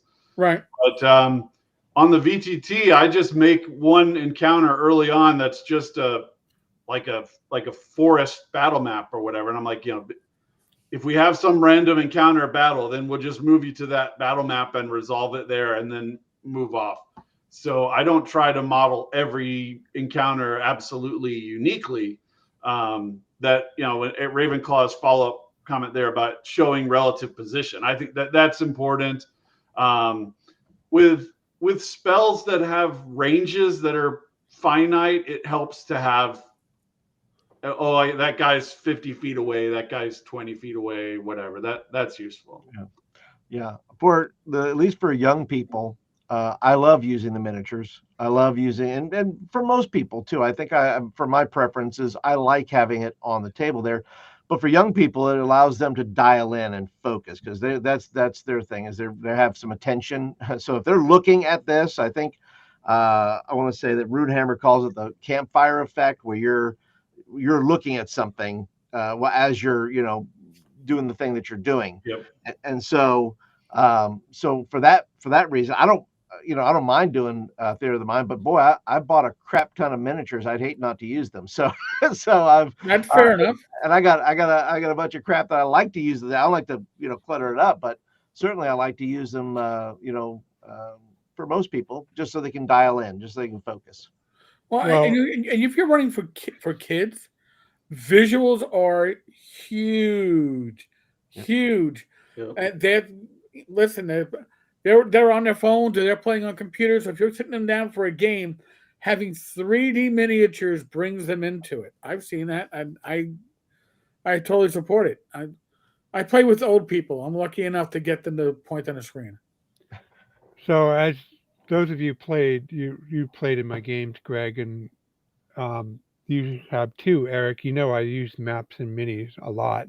He uses dynamic lighting. I mean, I only do that for live streams. It's too much work. It's a lot of work. But there's a reason. I mean, there's a reason why I've done. This is just one of 9 tubs for miniatures that I have. Just I've seen dragon spawn. I've seen Rob at conventions. None of Rob's tubs contain his many victims. I just want to get that out of the way to make sure that disclaimer gets out there. There are no victims. Okay, go on, Rob. Sorry. Okay, so I'm not sure. So longtime viewers may be aware of this, but those you knew that I am 50% deaf. I wear hearing aids, and I had a nerve damage at a young age. It affects my also affects my ability to process English, and surprisingly, considering how much I write, but it's uh, it's still there after all these decades. So what happened was for me to referee, I couldn't just rely on theater of the mind because I mishear all the time, and it wouldn't be fun for me. It wouldn't be fun for my friends. And so when I got my first box of Grenadier miniatures, and I raided my mom's supply of. She was an elementary school teacher of out tag and markers and stuff. I was using battle maps and minis because for then they don't have to tell me what their character's doing. They show me what their characters do. And plus, we were all young snots back then. We always debated, no, this is not what I really meant. I was really here. Well, if Yeah, you use maps and minis, you are where you are on the damn map. So you're not arguing that point. So between those two, I I learned to like mini maps and mini, but more importantly, I learned how to do it well because I don't want to sit. I want to want. I could see my players sitting there if I take too long to do a layout. So I learned to know where to cut back and how to do the quickly, do the minimum. And you experienced this, Greg. I mean, I know I had these elaborate maps, but when you guys did something expected, I didn't take long to set up whatever it is you guys got yourself into. Yeah, I Did agree. I? So I learned, I practiced that. So if you use maps and mini, I think just practice learning how to set up. Have generic battle map. Have a generic road map for roadsides encounter. And then when you have time, do prepare like with dynamic lighting and stuff. And it served me well for decades. so we all have different styles. It comes down to it. No one style is right or wrong, but there is one style that's right for each DM. All Yep. right, it's better. It's easier to get your players to adjust to your style than for you to run a style that you're not comfortable with. That's my hard opinion. And I just realized, Eric, we're actually in a special magical moment. The uh, the GM companion for Shadow Dark has sold enough to be mithril, but Ooh. drive-through's system has not yet updated, so it still shows up as platinum. So only us Well, wait a minute, know Greg. that this is actually the situation now. Did you sell any through coupons or anything before you actually released it? No, no, it's I know I'm looking at the right number. I'm looking at the right number. Okay, good. So yeah, it's just a matter of waiting for their SQL database to Well, hey, you're the upgrade. first one of us to hit Mithril. Congrats. Yeah, Yeah, so very very cool. exciting. There Yeah, you go, Fugly. Let that fireworks begin. hold on a sec. I should be able to do something like that, right? Come on, yay! No. Well, so I'm doing a reactions. I'm using the. Yeah, I know I am too, but it's not doing nothing Oh, for it's me. not. All right. Well, I'll give one for Eric there. There So you go. here we go. I don't know. I All don't right. know nothing. The reactions ain't doing nothing. But I can actually, you know what? I can go into. Do a party though. We can do that too. We can party hardy here. Hold on a second. Oh yeah, It's All right. raining. It's it's raining. great. There we go. Oh, There there we we go. go. Sorry, Chubby. We didn't mean to rain on your parade. I didn't mean to be in your Literally, parade. I gotta literally, we find the rained on right your thing parade. there. So, I folks, feel hit the so like button, sparkly. like, subscribe. You know the thing, the thing. All right. Do Oh, we have time for? I have some progress update on my northern marches. Oh, your sure. Kickstarter. Yeah. So I have some more art coming in. And hold on, let me check to see how the view is. Yep, that's good. So this is Richard. This is not Richard Lutchek. This is Rick Hershey. So this is Which is the a scene uh, in the wild north, Rurison settlement.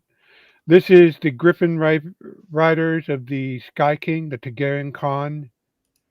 Hill giants being hunted by werewolves, goblins. We're still seeing the house. You still seeing the house? Oh no, wait! I'm I sorry. see. I was It on was a little YouTube, close. not on Restream. My bad. Sorry. I Okay. spoke too soon. And the goblins above the Tower of the Three Baba Yagas. They're minions of the Baba Yagas. Uh, Another settlement. This is one of the Koski is one of the primary bad guys in the Wild North. He's a lich, but he's not out to conquer. He's out to find the reincarnation of his lost Oh, bride, and he goes out and kidnaps young women and examines their soul. And if they don't turn out to be his reincarnated love, he turns them into a zombie. And there's over 1,000 of them okay. I wandering was the hills. wondering why he had breasts, but now I realize that's not he. Yeah. Okay, so this is one of his brides. I don't remember giving you that picture of my ex-wife to use as an inspiration for that. Oh. So I have a lot of undersea encounters in the product. So this is one of them. That's a wizard traveling in a glass bubble accompanied by dolphins. This is the Night Portal Keep. It's a surface output of the Drows and an entrance to the Underrealm. This is an undersea grotto. This is a group of intelligent octopus building a strange pyramid underwater.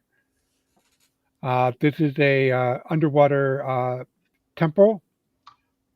Are there any naiads in there, Rob? This is an adventure. Oh. Yeah, nice one, Greg.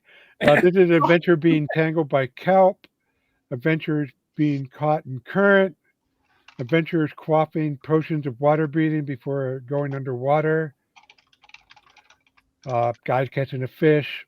This is an undersea caravan. Do an attack of merfolk and Shahugans fighting it out. No, I don't have any naiads here.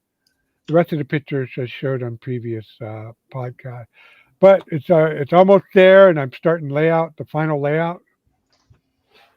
You've been spending Good your time. coins wisely, sir. Yeah, it's been a bit pokey, but it's gonna come. It's gonna be good. So, Flint, Yeah. do you have anything to pimp? Probably just the YouTube channel, I guess. I'll gladly take the. I told Chubby, I said I'd gladly take the crumbs from your table, sir. I believe I am 70s. I'll say 71, and I don't mean to sound very Joe the lawyerish, but I am 71 away from 2000. I will say that. Very The nice. numbers mattered, but so Drop, yeah, anybody would like to go over and drop your subscribe? channel's link in a private chat, and I'll put it up on screen. Okay. You know, Yeah, someday I have to join the YouTube crowd. Rob, It's here, fast and dangerous, Rob. You don't know if you I'm can gonna make a handle this prediction. lifestyle. I'm gonna make a prediction. My wife's YouTube channel will launch before yours does, and it's gonna be like a yoga meditation channel. So it may put people into a restful, sleepy state, but they'll be looking for it. Okay. But I mean, we need more Rob. It's like you need more cowbell. You need more Rob. What? I just saw that Saturday Night Live skit again, and that's like, oh my god, it is ageless. It's never not I'm the cowbell ringer of the OSR. Never. might- Yeah. Rob, not funny. I think if you just filmed some great analysis videos from the woods, like your Kickstarter video, you could have a picture of it, and then you could tilt your head out from behind a tree. You could be like, You gotta put "This the is head. what I think," and then put it back. Like I'm just saying, there's a lot of you can do a lot of things with that Well, kind my of environment. camera doesn't have range, but I can show you I that's the exact format I was thinking of. And I found this guy who reviews science fiction who does it pretty much he's in the Dakota, so he doesn't have much woods, but he does all his stuff is outdoors. The only problem is I got a foot of snow outside my door and it's freezing and That'll, it's cold. that'll add to the video. Winter Wonderland, Rob. Yeah, I mean, listen. I'm pretty Think sure about it. North is in the name of your product, right? Yeah, well, one of the Northern regions. Marches, right? Didn't James Raggy last year do a video of him running in the snow half naked? I Completely am not naked. going to do that. Not half naked. I thought that is Completely the naked. hardest. The Joe hardest. has that task. video recorded somewhere, Eric. You have to get that from him. No, I'm not. I'm just saying. I only seen the one where Reggie's trying to film in the park and little kids keep coming up trying to talk to him. That was hilarious. That's But I true. did When's for it my ready for birthday me, get a pair of the whatever that starts with the letter L, the mic that you use, the Lumineer mics.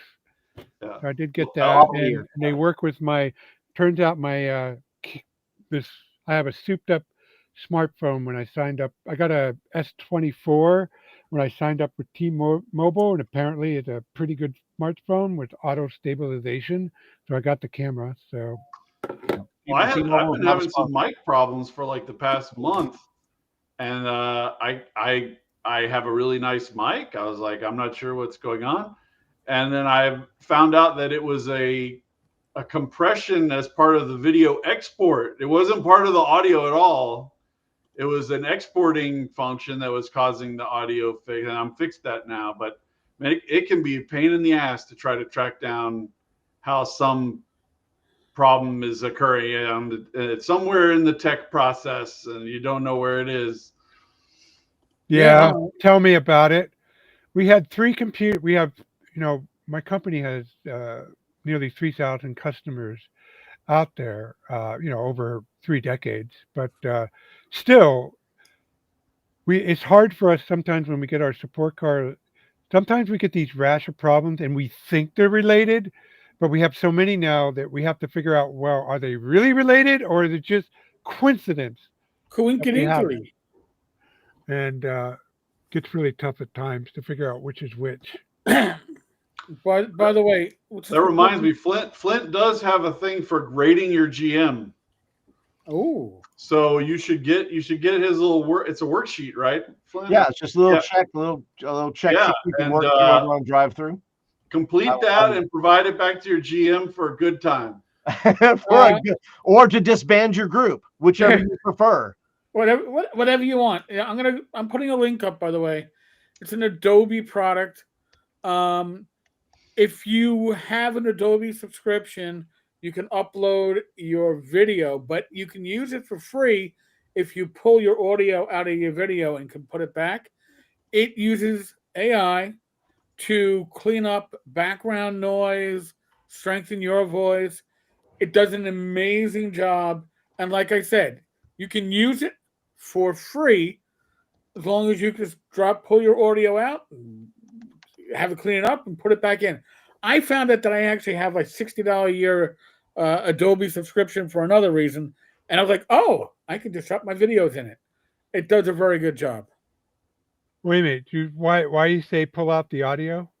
You can pull out if you want to use it for free, you can't upload the video. You have to only upload the audio, but it will clean up the audio.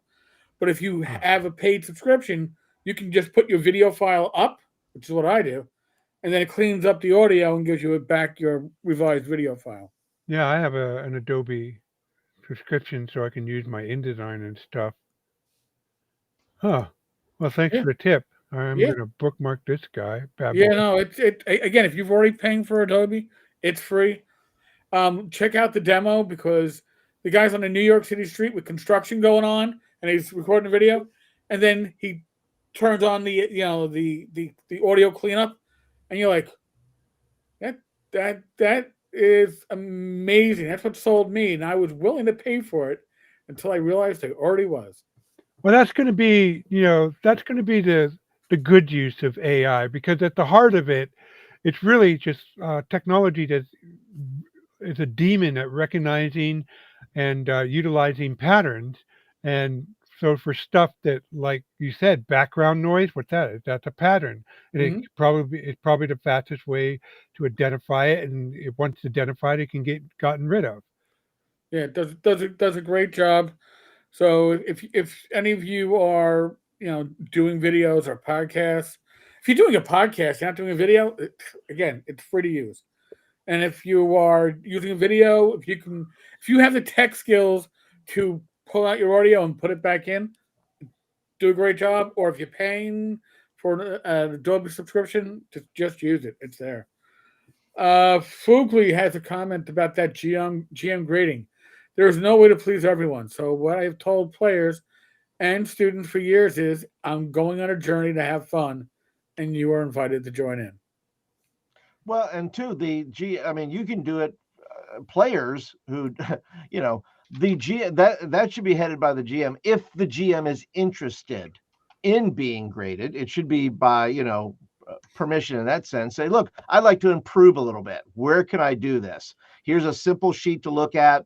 These are the things I'm looking to improve in. Would you guys take a look at that for me? Right. So that's really the goal of that. It's not to go buy it and go grade your GM to, make them feel like dirt. It should be led by the GM or DM to give to his players to be able to improve in the areas that, he wants to improve in. You can also, if you have a nemesis, you can print these off and then find where they're doing a game at a convention or something. And then you could fill them out ahead of time in a horrible way. And then in between sessions, just go drop a few of them in a way. So they pick them up and they're like, oh my God, somebody filled this out about me. I'm just saying, use the tools available to you to get back at your nemesis. We all have one. If you don't know who he is, he's a secret nemesis. Right. Good luck. Is that like a Secret Santa? Yes. I need to start doing this. This needs to be part of my channel where I do it for Matt Mercer, or I just need to sit there with my diagnostic tool and just run through and do what's his name? Who do you love just to crush? What's his name that does Matt Colville? I just sit there. Crispy Table Runner does what is it called? He does frame by frame or unsolicited advice. Unsolicited advice. That's what it is. Yes. So I need to do something similar where I just sit there and do a diagnostic and just watch a short run of something, and I'll just make notes and I'll give my unsolicited his breakdown on Matt Colville. I mean, I was tearing up. It was so hilarious. It's frame by frame too. I mean, it was so brutal. Oh my God, this guy sucks. I mean, looking at the phone while you're the GM because you're bored with your own it's pretty bad. Oh my God. It's pretty bad. Unless, of course, you're using your phone to run your game, in which case it's okay. Well, no, you could tell you could see he was like, oh, hold on a second. I got to check out my PMs. I may have a date coming up. Let me check. Yeah, it was brutal. Yeah, I'm like, how do I get out of this game? Do I have any appointments? I need I need to get out of here. Maybe if I do a TPK, I can get up and do something more productive. Like potty time. Yeah, he's texting somebody. Hey, please call me right now and tell me there's an emergency. Oh, man. Leave this video. Oh, there have been a bunch of comments in the chat tonight about Dark Sun and my game Shadow Sun. I did a video a couple weeks ago now, I think, on the Dark Sun module that's supposed to be the intro to doing Dark Sun, like the way to teach people Dark Sun. It's called Freedom. And a big part of the video was pointing out that you have to have really bad things in order to have people fight against those really bad things. Right. So, if you don't allow liches in your game, they can't capture women like Rob had them and turn them into zombies and release them out there in the world because they're gone, right? So if you're a barista in Dwarven Baking Town, then you can't have any of that cool stuff. So the first thing WotC's going to do with Dark Sun is chop off all the stuff that would be cool, and then they're going to be like, now we're going to have a module where you try to find the hidden water that's in the desert or some dumb shit. There's not going to be any of the cool stuff. So don't hold your breath on that shit. Yeah. If I had to guess, it would probably be something rooted in the ecological sensibility of. Oh yeah, I'm sure. Yeah, and here's the thing: the bigger the corporation, the safer they play it. Okay. When you think back in the day, we think TSR was big. They weren't that big, and they could play it, and they could experiment, and they could go with Dark Sun. They could go with Birthright. I mean, Birthright was something that probably you could have done a college course on to tell you how to play it properly because nobody could figure it out initially, but it was such a cool type of setting. But you're not going to get anything from Dark Sun other than the trappings. You're not going to get the soul. You're not going to get the overriding evil. We already know that you're not going to get slavery. You're not going to get races that are, mixed races. Are we going to get cannibalistic halflings? You're not going to get cannibalistic Come halflings. on. We're on. the merry muffin makers, and we're here to make your merry muffins. But is Dark Sun being put out the old? Was it an old team product or is it a product of a new team? I think it was planned. If it got announced earlier this year that they're thinking about it, and we only know it because of what they've released. All right, they've released it to what the D&D Beyond, right? The classes, yeah. So that was the old team. I would say personally, anything that comes out between now and the end of second quarter of 2026 is something that was being planned and implemented. Now there might be I'm going to guess that there are projects that were on the drawing board or on the initial state that got axed.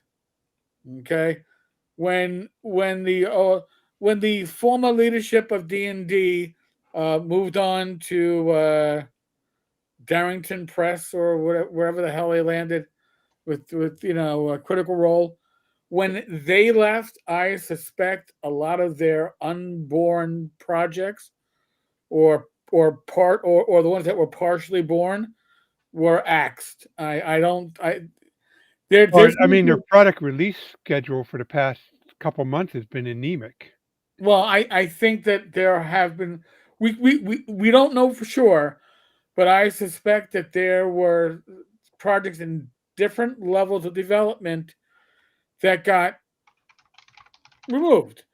From what I've heard, the new vice president of D&D franchise, basically the man that's taking over D&D, he has his vision, and he would if you come in and you say, well, I'll do this position so long as you give me ultimate authority, I'm going to be a dictator, and you're given it, I expect that you will probably become a dictator and give. So I didn't hear this. So this is the case with the new guy? The new guy has control over the whole thing. Before, D&D had different aspects that have different control. He came in and his demand was, I need everything under me. If it's D&D, it falls under me. That's why he's vice president of the franchise.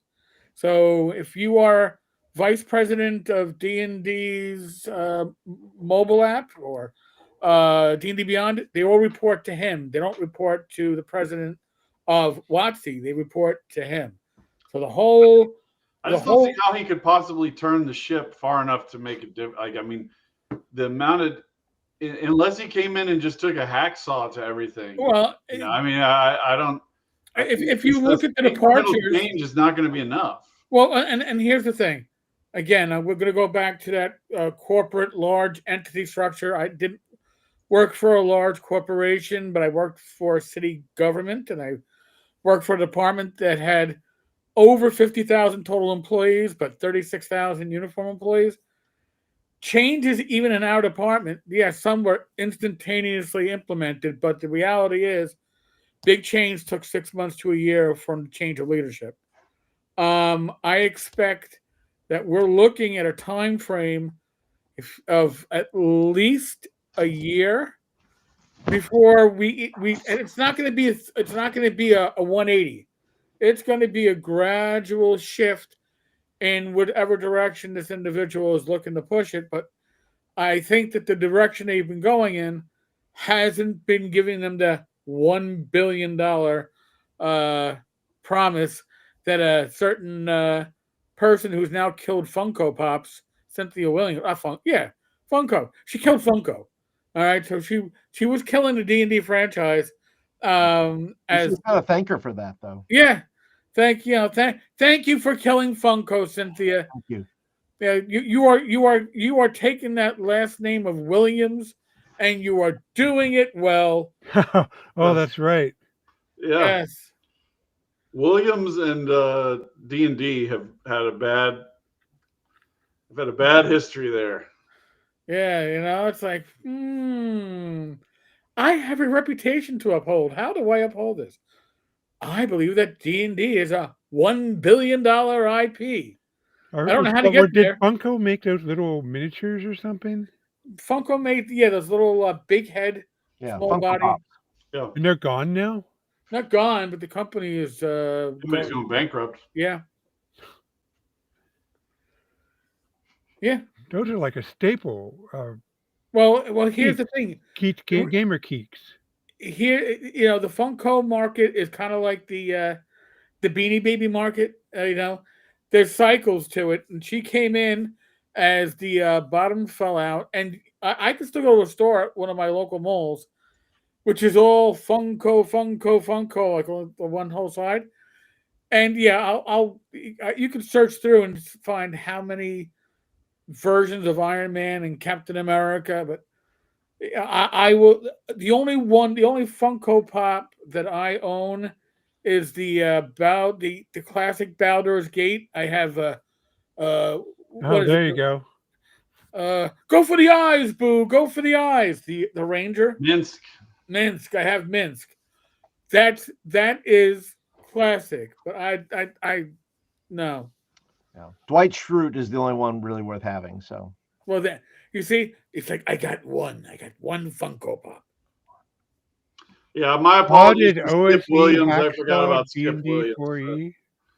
4E? That question doesn't make sense. Yeah, The Shellback OSG came is- out well after. You mean the OSR Hacksaw D&D 4E? Yeah, the OSR 4E literally was the time for OSR growth because 3.5 players looked at 4E and went, "What the actual fuck?"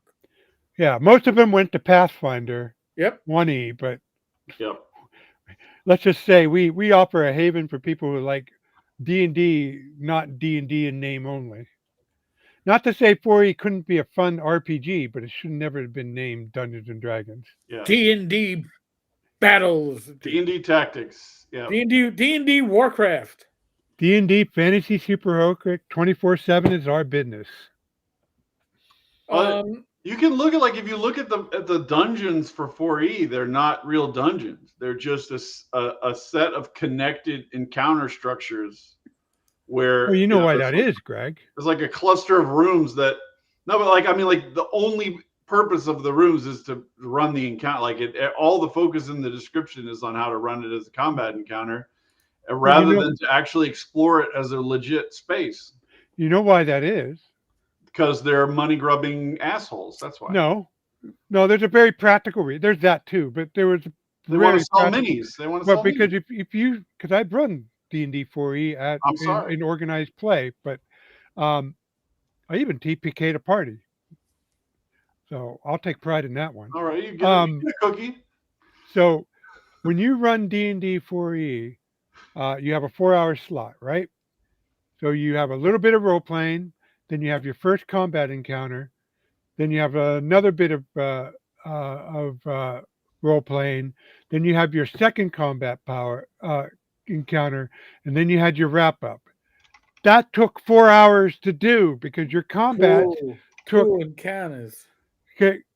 an hour and a half. I mean, when I first ran through my first D&D 4E session, I knew I had to pace it I knew how to pace it because GURPS, even though you have a lot of role playing in GURPS, combat takes a little while to resolve in GURPS, and so it took long as to resolve a D&D 4e combat in GURPS, even though the reason why completely different. In GURPS, you have defenses out the wazoo, so it took a while to get your opponent to the point where you can actually hurt them.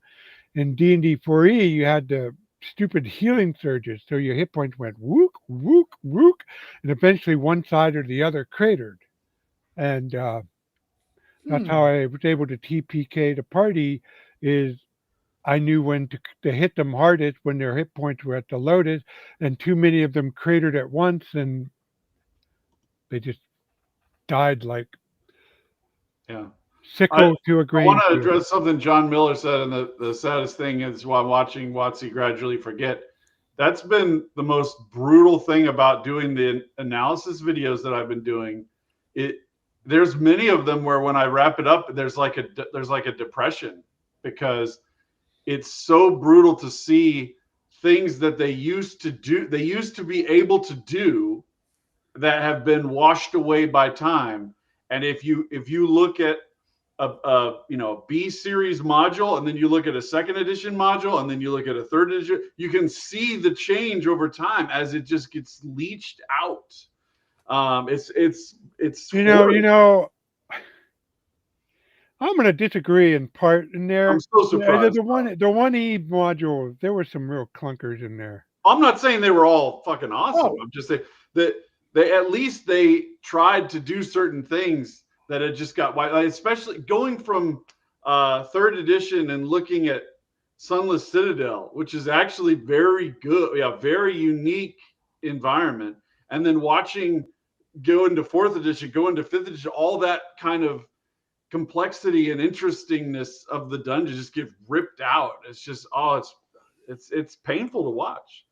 Oh, Agile super chat, right? Yeah. Yes, that's for you. Much appreciated, buddy.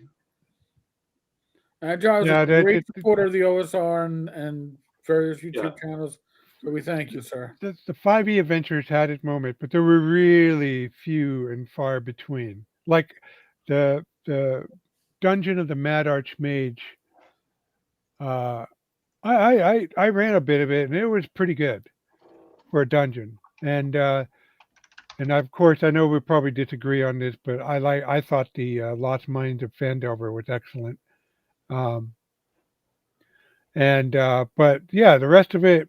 Rob, you tell me about certain Disney Star Wars things that you think are excellent. I love you, but no. We got to draw a line somewhere. Yeah, I mean, I can only go. I think you've been a little.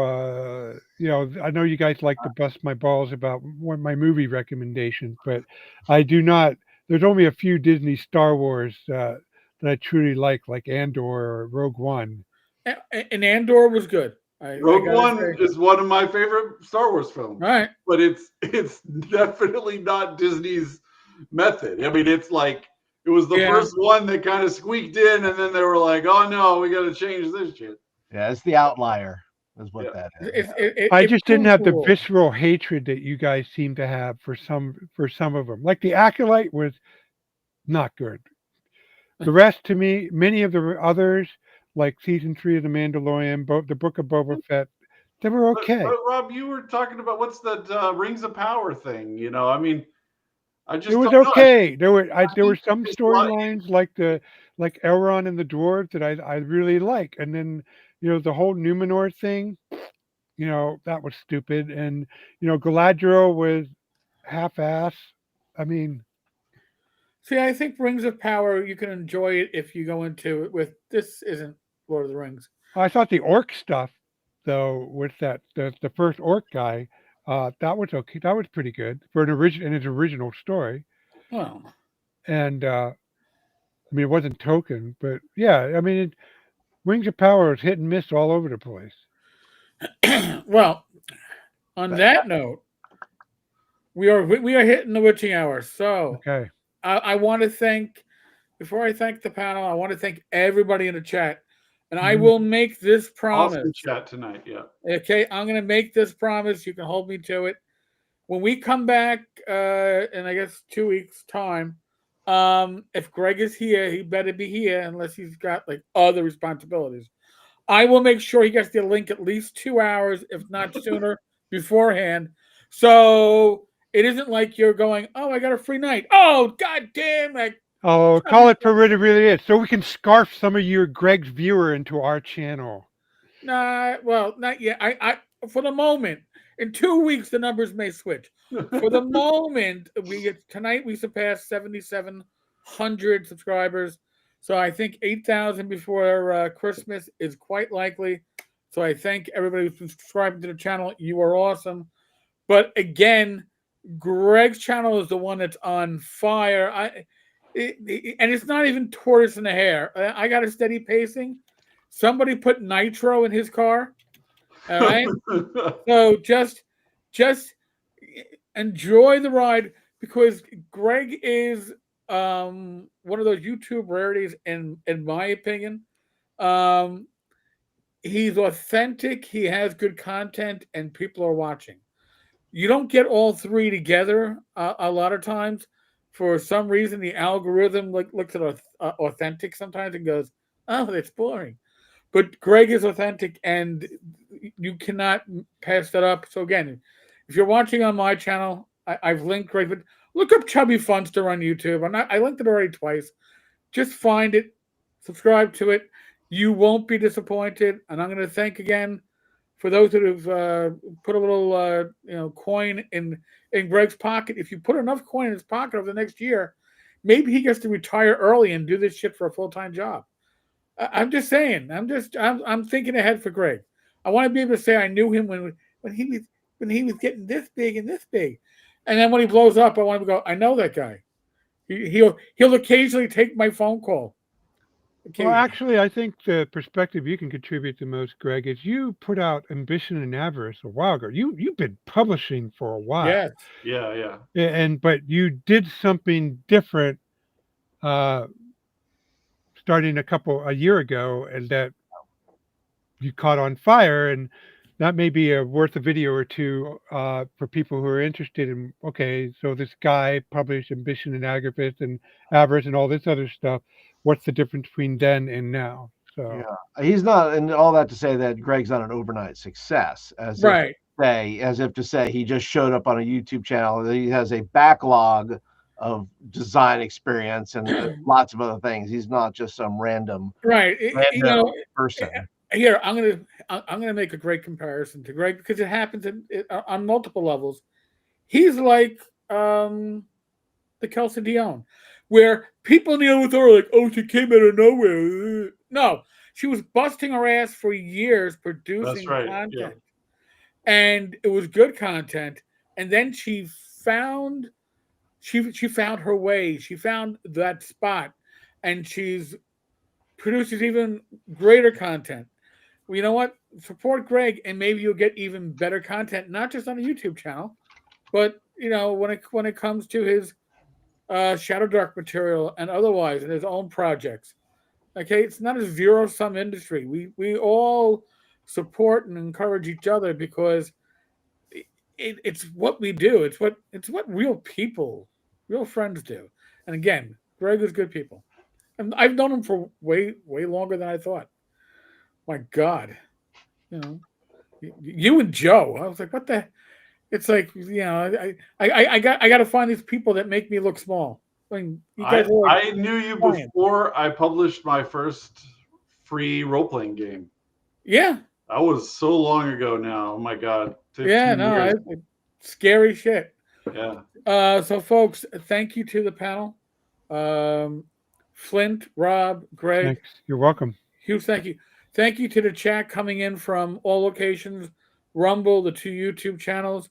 It doesn't show me Twitter numbers anymore, but I'm sure people are watching on Twitter. Yeah. X, forgive me, X. So live stream tomorrow night, Gamers Health. Oh, remember, you can click on that profile to know where Eric's coming from. Yeah, and by the way, one last thing. Inappropriate Characters Rerolled returns on Rumble, 7 p.m. Sunday night. As if I don't have enough to do. Yes. So